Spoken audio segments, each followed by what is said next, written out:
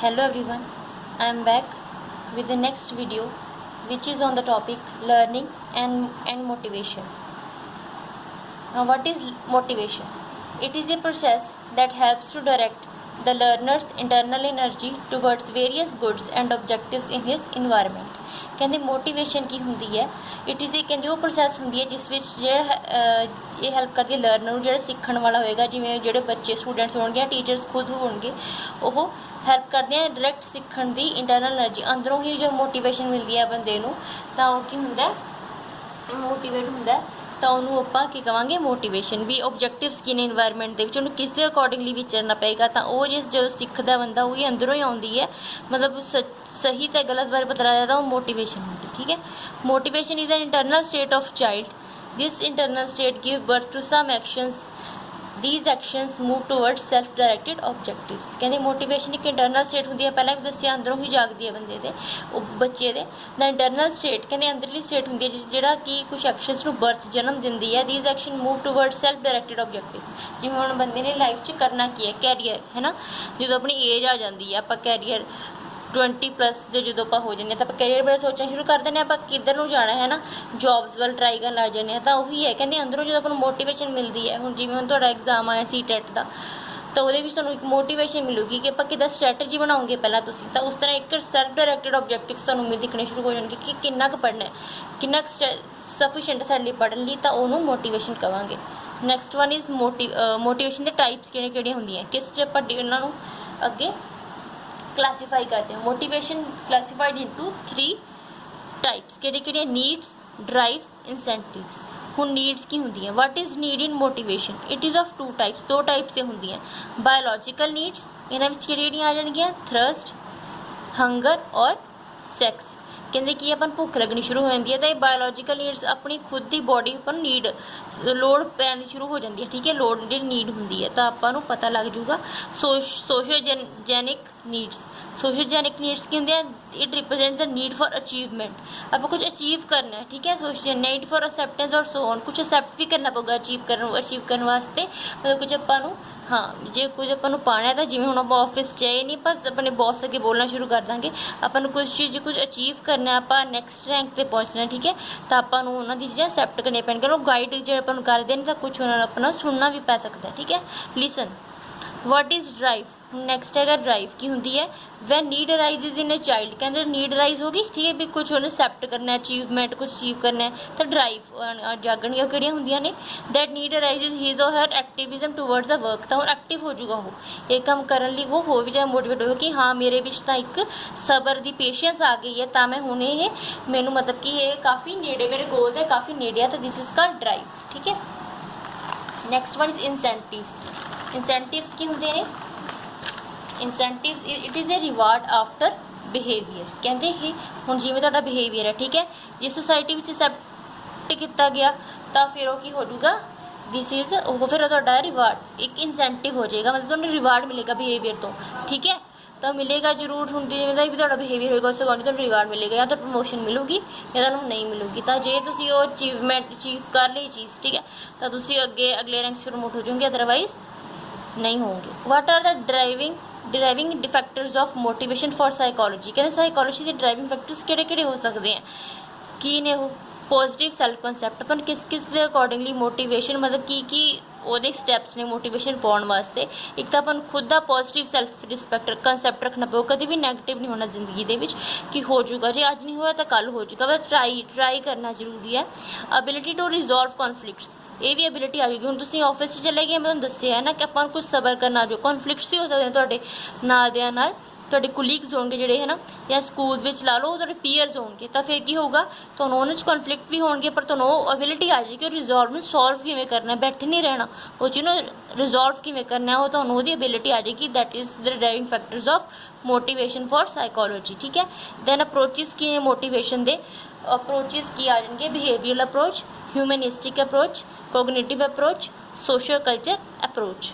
ਤਾਂ behavioural approach ਵਿੱਚ ਕੀ ਆ ਜਾਊਗਾ, ਇਹਦੇ ਵਿੱਚ ਆਊਗਾ ਸਕੂਲ ਆਫ ਥਾਟ। ਇਹ ਥਾਟ ਦਾ ਸਕੂਲ ਆਫ ਥਾਟ ਵੀ ਬੋਲਦੇ ਇਹਨੂੰ ਆਪਾਂ। ਕਿੰਨੇ ਤੇ ਅਸੀਂ 3 ਸਾਈਕੋਲੋਜਿਸਟ ਨੇ ਕੰਸੈਪਟ ਦਿੱਤਾ ਸੀਗਾ ਬਿਹੇਵੀਅਰਲ ਅਪਰੋਚ, ਆਪਣੇ ਅਲੱਗ-ਅਲੱਗ ਥਾਟ ਦਿੱਤੇ ਸੀ, ਆਪਾਂ ਪੜਾਂਗੇ ਅੱਗੇ ਕਿਹੜੇ ਨੇ ਉਹ, ਸਕੀਨਰ, ਪੈਵਲੋਵ, ਥ੍ਰੌਨਡਿਕ।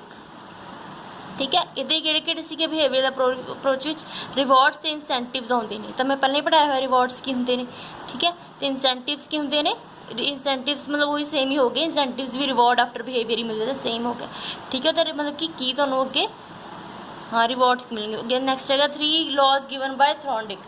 हुण थ्रॉन्डिक की पहला गल कर ली, उन्हें लॉज दिते सी किहड़े, laws of effect, laws of readiness, laws of exercise, ठीक है। एक्सरसाइज, रेडीनेस और इफेक्ट हुण आपां वन बाय वन पढ़ांगे। लॉज ऑफ इफेक्ट की होंदे हैं, it is the most important as per Thorndike. Then थ्रॉन्डिक के अकॉर्डिंग सब तो वड्डा इंपॉर्टेंट टॉप पॉइंट है क्योंकि है ही फर्स्ट स्टैप है।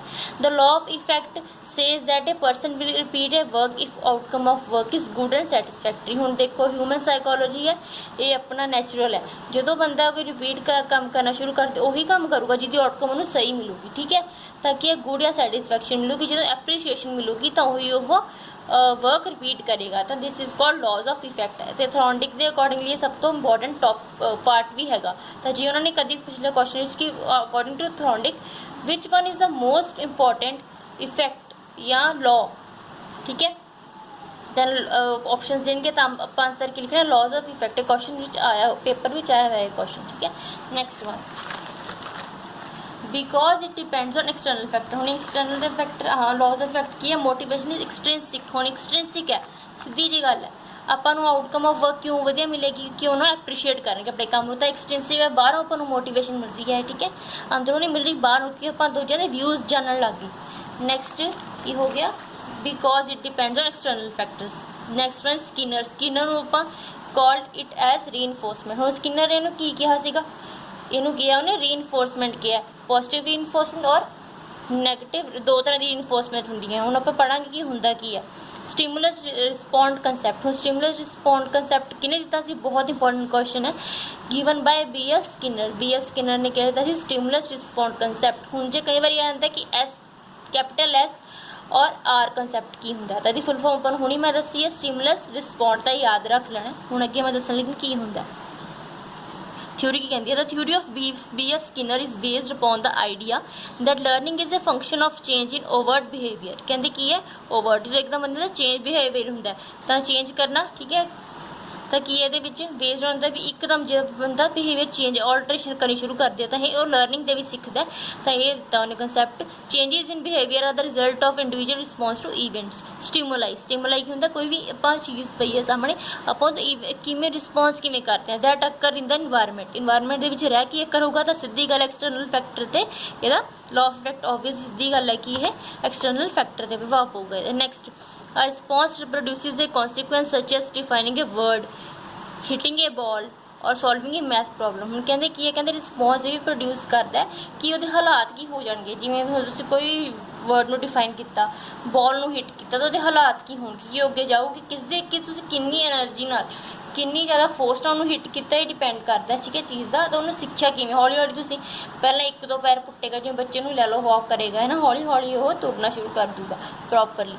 और सॉल्विंग ए मैथ प्रॉब्लम, मैथ में किवें सॉल्व करते हो। हुण कई बार एक बार एक बार सॉल्व हो जाते क्वेश्चन, कई काफ़ी टाइम लगता, फिर प्रैक्टिस करेंगे।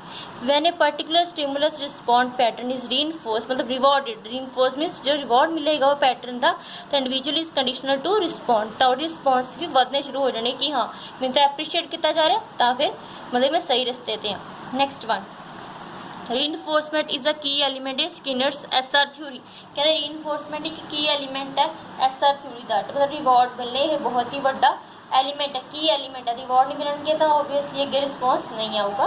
स्ट्रेंथनिंग इज इन बिहेवियर पर प्रेजेंटिंग ए डिजायर स्टिमुलस। कहते हूँ बिहेवियर को स्ट्रेंथ करना बाय प्रेजेंटिंग ए डिजायर स्टिमुलस, स्टिमुलस को डिजायर करना, ठीक है। स्टिमुलस की वजह से कोई भी इवेंट है सामने रिस्पॉन्स पे जो आप रिस्पॉन्स कर, ठीक है, that is called stimulus. After the behaviour is known as positive reinforcement. के ऊपर डिजायर उधर रिस्पॉन्ड मिलेगा, that is called positive reinforcement. Next one is negative reinforcement, strengthening behavior by removing an average stimulus when the behavior occurs is known as negative reinforcement। कहते हूँ strengthening behaviour negative की होगा, remove ही कर देंगे आप average stimulus को, मतलब कोई रिस्पॉन्स ही नहीं आ रहा, बच्चा अगे ट्राई ही नहीं कर रहा, that is called negative reinforcement. May be वो फिर ऑब्वियसली वो फिर व्यूज़ भी अच्छे नहीं आएंगे जो उन्हें कुछ ट्राई ही नहीं किया, ठीक है, that is called negative reinforcement. अगे पढ़ते हैं आप। Next one is flow chart given by Skinner. कहते स्किनर ने की फ्लो चार्ट दिता सी रीइनफोर्समेंट शेड्यूल। रीइनफोर्समेंट शेड्यूल की कहते हैं ये दो पार्ट्स होंगे है, continuous reinforcement and intermediate reinforcement. Intermediate reinforcement की होंगे है दो तरह के, internal schedule, ratio schedule. Internal schedule भी फर्दर डिवाइड किया गया fixed interval, variable interval, ratio no fixed ratio, variable ratio. हम आप पढ़ते हैं कि कॉन्टीन्यूअस रीइनफोर्समेंट होंगी की है, ये बहुत इंपॉर्टेंट है, क्वेश्चन आ जाता है कई बार। प्रेजेंटिंग ए reinforcement after every appropriate response. कहते कोई भी रिवॉर्ड मिलना आपको आफ्टर एप्रोप्रिएट रिस्पॉन्स, हाँ वही रिवॉर्ड मिलना, रिस्पॉन्स नहीं मिला दैन फिर आप रिवॉर्ड मिल रहा है, ठीक है, वो तो बाद मिला जो रिस्पॉन्स आया। Next one intermediate reinforcement. It provide reinforcement after some but not all responses. कहते थोड़ी थोड़ी चीज़ें इंटरमीडिएट रिस्पॉन्स से रीइनफोर्समेंट मिलते गए पर सारे रिस्पॉन्सिज नहीं मिले, थोड़े थोड़े, ठीक है, काफ़ी देर बाद मिले अपन। Interval schedule, interval. Next intermediate के विच की आंदा सीगा शेड्यूल आते सी ना, ठीक है, इंटरवल शेड्यूल। तो वो किहड़ा शेड्यूल है, हाँ ये आ गया it is length of time. हम ये भी कुछ होंगे इंटरमीडिएट जिमें भी क्यों कि टाइम लग रहा है कि ब्रेक पैंती है, तो इंटरवल शेड्यूल क्यों it is length of time reinforces, कितना टाइम लग्या वो चीज़ में, ठीक है, कितनी लंबी सी लेंथ कितनी सी। रेशियो की है it represent reinforcement based on the number of responses between reinforces. की है नंबर ऑफ रिस्पॉन्सिज दे विच रीइनफोर्समेंट कितनी सी वो इस चीज़ से डिपेंड करती है, ठीक है। Fixed interval schedule it provides reinforcement after a set period of time. काफ़ी टाइम लग गया कि फिक्सड है क्योंकि उन्हें टाइम दे दिता अपन। The reinforcement schedule that yields lowest performance.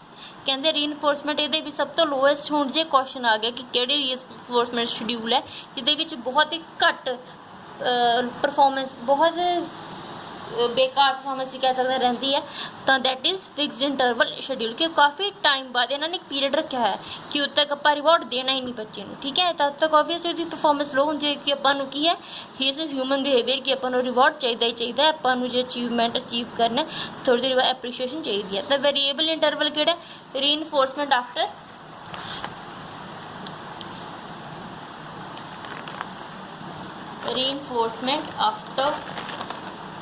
Varying length of time, ठीक है, लेंथ ऑफ टाइम के बाद अपन रिस्पॉन्स मिल गया। Next fixed ratio. Fixed ratio किसी रीइनफोर्समेंट आफ्टर ये रेशियो शेड्यूल के अंडर आ गया। Fix reinforcement after a set number of responses known as fixed ratio. Next one is variable ratio. Variable ratio reinforcement after vary number of responses, number of responses vary करना। Next one humanistic approach. Humanistic approach की होंगी है it emphasizes on personal freedom, choice, self determination and striving for personal growth। कहते वो है इस से जोर पाती है जिससे अपन पर्सनल फ्रीडम चाहिए। हुण आप एज आ गई 18+ है ना, आप हम कॉलेज भी जान लगे तो ऑब्वियसली आप फ्रीडम चाहते हैं, पर्सनल फ्रीडम। बच्चे वो भी सोसाइटी में देख के ही होंगे कि वो बच्चा इन्ना फ्रीली घूम रहा तो मैं क्यों नहीं घूम रहा। चॉइस अपन चॉइसिस बदल जाती ने, सैल्फ डिटर्मिनेशन अपन डिटर्मिनेशन आ जाती है, and striving for personal growth अपनी ग्रोथ पर ध्यान देना शुरू कर देना, पर्सनैलिटी डिवेलपमेंट शुरू हो जाती है अपनी। This school of thought came in 1940 में आया सी। This theory focuses on intrinsic motivation. हुणे अंदरों ही आई है, चाहे आप बाहरों देखा पर जब तक आप अंदरों नहीं अपने अंदर सोचते आप अपने जो मिरर लुकिंग ग्लास सैल्फ भी कह सकते हैं आप कि आप मिरर नहीं, जो आप मिरर देखते कि हाँ कि आप उस कंपेयर करना शुरू कर दें तो अंदरों ही आते ना मोटिवेशन बेटर बनाने, बेटर वेज के लिए where personal needs are source of motivation. हाँ अपन जो चाहिए वो पर्सनल नीड्स अपनी मोटिवेशन का सोर्स बनदियां ने। हुण फर्स्ट वन इज फ्रूडेशन। किन्ने किन्ने इतने सी जो साइकोलॉजिस्ट के नेम ने फ्रूडेशन ने, मॉस्लो ने, रॉजर्स ने। रॉजर्स प्रिंसिपल क्या आंदा वर्ल्ड इज़ प्राइवेट। वर्ल्ड एक प्राइवेट चीज़ है, ठीक है, अपन हर एक बारे नहीं पता होंगे। रियलिटी इज़ फिनोमोलॉजिकल, मतलब कि इंट्रेंसिक फैक्टर से डिपेंड करती है सच्चाई। जो असी अंदरों सोचते हैं वो एक्चुअली सच होंगे। तो हाँ जो असी मान लिया साढ़े अंदर ही डिपेंड करता है कि सच्चाई असी मननी है कि नहीं मननी, ठीक है। अगे है मास्लोस प्रिंसिपल। मास्लो प्रिंसिपल की कहता हायरार्की ऑफ नीड्स होंगी है, एक हायरार्की एक ट्री लाइक स्ट्रक्चर है जिस हाई लैवल नीड्स भी आएंगे तो लो लैवल नीड्स भी आ जाएंगे। चलो हम आप डिस्कस कर लें वो किहड़ा स्ट्रक्चर है ट्री स्ट्रक्चर।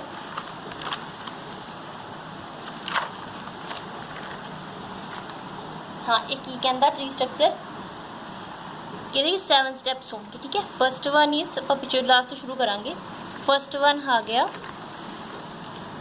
फिजियोलॉजिकल नीड्स, ठीक है, ਆਪਾਂ down to bottom to top जावांगे। Next one is first one is physiological needs. सब तो पहले अपन की चाहिए जीण वास्ते, सर्वाइव करने वास्ते food, drink, oxygen, temperature regulation और रेस्ट। ਆਪਾਂ ਨੂੰ ਖਾਣ ਪੀਣ ਦਾ ਚਾਹੀਦਾ, ਸਮਝ ਆ ਗਿਆ ਹੋਣਾ ਹੈ ਨਾ ਕੀ ਚਾਹੀਦਾ ਆਪਾਂ ਨੂੰ, ਇਹ ਤਾਂ ਬੇਸਿਕ ਚੀਜ਼ਾਂ ਨੇ। ਨੈਕਸਟ वन आ गया सेफ्टी नीड्स। सेफ्टी नीड्स क्या आ गया, protection from potentially dangerous objects और situation. Example the elements physical, जे अपन फिजिकल इलनेस जिवें फियर ऑफ अननोन, ਕਹਿੰਦੀ ਹੁਣ ਆਪਾਂ ਵੱਡਾ ਹੋ ਗਿਆ ਬੱਚਾ, ਪਹਿਲਾਂ ਤਾਂ ਉਹਨੂੰ ਖਾਣੇ ਤੱਕ ਹੀ ਮਤਲਬ ਸੀਗਾ, ਠੀਕ ਹੈ, ਜਾਂ ਉਹਨੂੰ ਗਰਮ ਸਰਦ ਬਾਰੇ ਪਤਾ। ਹੁਣ ਸੇਫਟੀ ਨੀਡਸ ਆ ਗਈ, ਆਪਾਂ ਨੂੰ ਖੁਦ ਨੂੰ ਸੇਫ ਰੱਖਣਾ ਸ਼ੁਰੂ ਕਰਤਾ, ਜਿਵੇਂ ਕਿ ਆਪਾਂ ਬਚਣਾ ਸ਼ੁਰੂ ਕਰਤਾ dangerous objects and situations. Example elements ਜਿਵੇਂ ਫਿਅਰ ਆਫ ਅਨਨੋਨ, ਉਹ ਤਾਂ ਓਬਵੀਅਸਲੀ ਹਰੇਕ ਨੂੰ ਹੀ ਹੈ ਅੱਜ ਕੱਲ੍ਹ ਕਿ ਸਟ੍ਰੇਂਜਰ ਤੋਂ ਡਰ ਲੱਗਦਾ ਆਪਾਂ ਨੂੰ, ਕਿਉਂਕਿ ਓਬਵੀਅਸਲੀ ਆਪਾਂ ਨੂੰ ਨਹੀਂ ਪਤਾ ਉਹਨਾਂ ਬਾਰੇ, ਹੈ ਨਾ। ਹਾਂ, ਆਪਾਂ ਆਪਣੀ ਫੈਮਿਲੀ ਵਿੱਚ ਹੀ ਕੰਫਰਟੇਬਲ ਆ। Next one love and belongings. Next आ गया love and belongings. Receiving and giving love, ये बहुत जरूरी है, बंदा प्यार तो बिना नहीं रह सकता, ठीक है। अफेक्शन, ट्रस्ट एंड एक्सेप्टेंस, उस तो बाद उन्होंने विश्वास भी बहुत जरूरी है, सर्वाइव करने वास्ते किसी ना किसी तो करना ही पऊगा। एंड एक्सेप्टेंस, उन्होंने एक्सेप्टेंस की बहुत ज़्यादा लोड़ है सोसाइटी के विच कि उन्होंने एक्सेप्ट करूगी कि नहीं करूगी, तो ये चीज़ां बहुत जरूरी ने।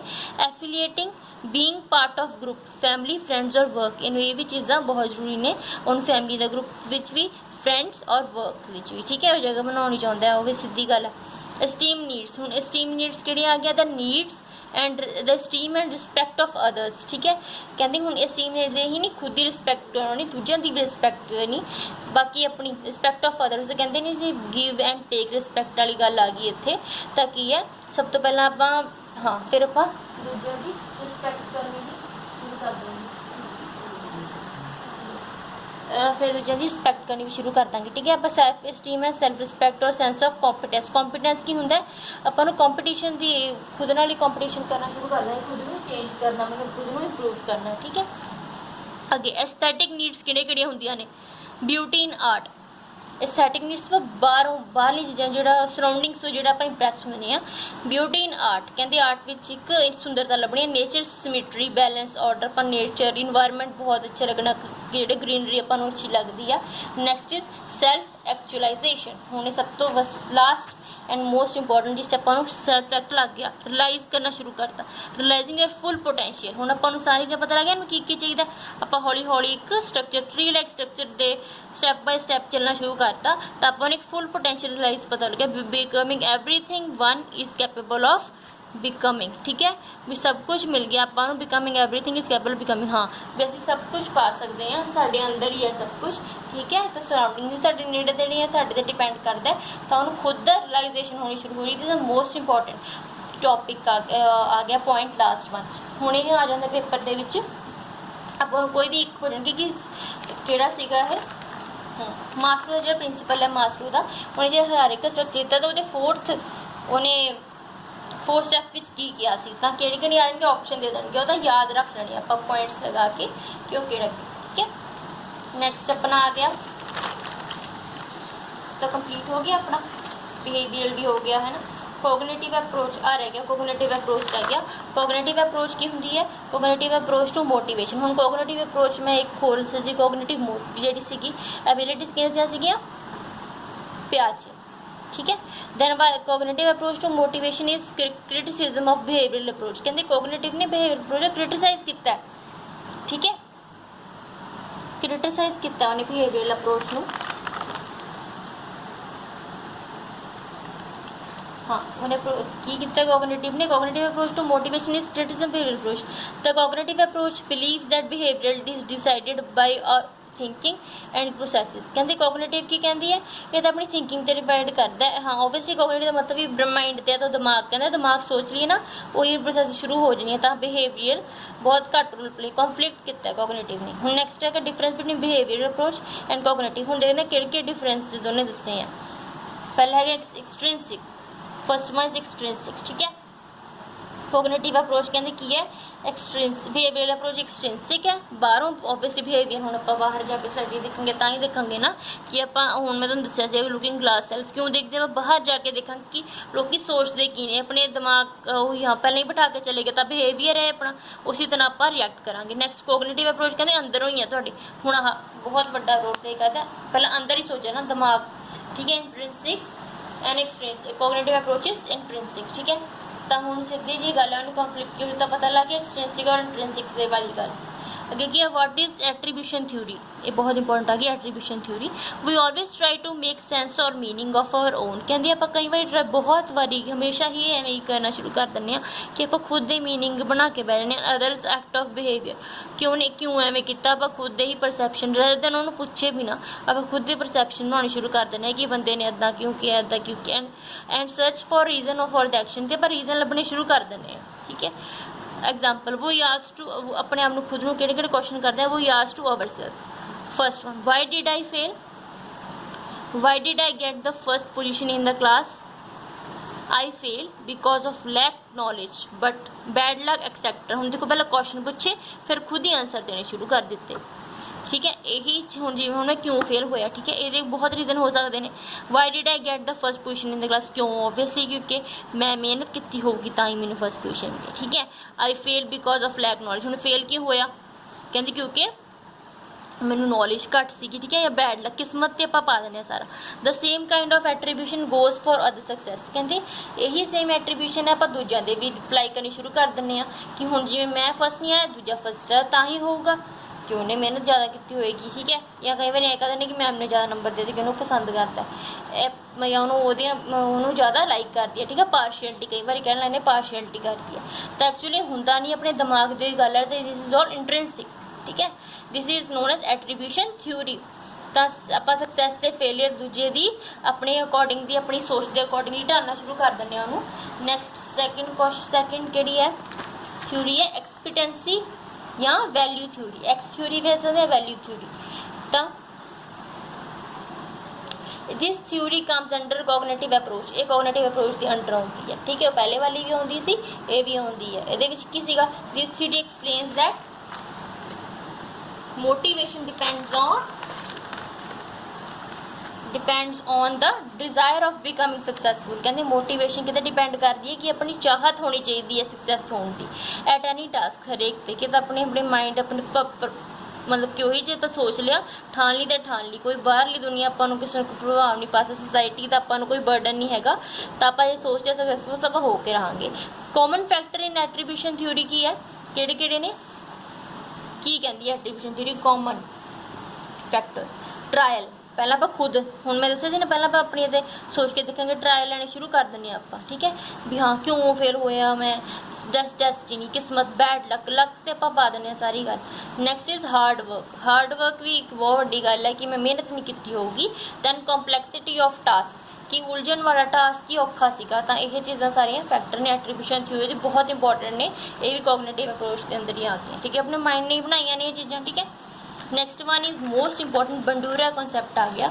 Bandura propose observational learning. हुण ऑब्जर्वेशनल लर्निंग आ गई। ठीक है, लर्निंग ऑब्जर्वेशन अब लर्निंग तो मोटिवेशन जो टॉपिक चल रहा था लर्निंग ते आ गई हुण। और मॉडलिंग भी बोलते हैं आप, ਇਹਨੂੰ ਆਪਾਂ ਕੀ बोलते हैं, ਇਹਦੇ ਵਿੱਚ ਅੰਡਰ ਕਿਹੜੀ ਆਉਂਦੀ ਹੈ। ਹੁਣ ऑब्जर्वेशन लर्निंग कही सी, ये लर्निंग बाय डूइंग मैथड आ गया। ठीक है, पहला करके वेखना, एवें नहीं किवें सीखांगे आप जो ਆਪਾਂ ट्राई करांगे उदों। In this in is famous किहड़ा एग्जाम्पल है दी बोबो डॉल दी। बोबो डॉल किहड़ी हुंदी है, ਹੁਣ ਜਿਹੜੇ ਆਪਾਂ ਬੇਬੀਜ਼ ਨੂੰ ਕਈ ਵਾਰੀ ਦੇਖਿਆ ਖੇਡਦੇ ਹੋਏ ਪਲਾਸਟਿਕ ਦੀ ਇੱਕ ਡੋਲ ਹੁੰਦੀ ਹੈ, ਜੇ ਤੇ ਆਪਾਂ ਪੰਚ ਕਰਾਂਗੇ ਤਾਂ ਵਾਪਸ ਆਪਣੇ ਕੋਲ ਬੈਕ ਆਉਂਦੀ ਹੈ। ਜਸਟ ਲਾਈਕ ਆਪਾਂ ਬਾਕਸਿੰਗ ਪੰਚ ਜਿਹੜਾ ਯੂਜ਼ ਕਰਦੇ ਹਾਂ ਉਹ ਉਸ ਦੇ ਅਕੋਰਡਿੰਗਲੀ ਉਹਦੇ ਵਿੱਚ ਵੀ ਜਦੋਂ ਆਪਾਂ ਵਾਪਸ ਇੱਕ ਵਾਰੀ ਪੰਚ ਮਾਰਾਂਗੇ ਤਾਂ ਵਾਪਸ ਆਪਣੇ ਕੋਲ ਜ਼ਰੂਰ ਆਊਗਾ। ਠੀਕ ਹੈ, same like that Bobo doll. ਇਹ ਕੀ ਕਹਿੰਦਾ, Bandura demonstrate that children learn and imitate behaviours they have observed in other people. हुण देखो मान लो ने बोबो डॉल ना खेडिया बच्चे ने, हुण उवें ऑब्जर्व करेगा लर्न करेगा कि जदों मैं उन्होंने पंच किया हिट किया तो वापस मेरे को आई तो उवें अपनी हुण नकल करनी शुरू कर दूगा बच्चा, खुद उवें दी एक्टिंग कॉपी करना शुरू कर दूगा, तो इमिटेशन स्टेज आ गई। ठीक है, नैक्सट सीगा इन अदर वर्ड्स, आप होर की कह सकते हैं, other words you can say कि ऑब्जर्वेशनल लर्निंग की होंदा is a kind of learning stems from observation. हाँ उन्हें ऑब्जर्व किया दैन उन्हें लर्न किया of the consequences of an action, उन्हें हालात भी देखे कि वापस आती है कितनी जोर की पंच करोगे वापस आऊगा। Next is B.M. Skinner is called the father of operant conditioning. हुण किनू किया गया father of operant conditioning is B.F. Skinner. इत्थे तक कंप्लीट हो गया अपना। नैक्सट आप कर रहे हैं हम इंट्रिंसिक लर्निंग।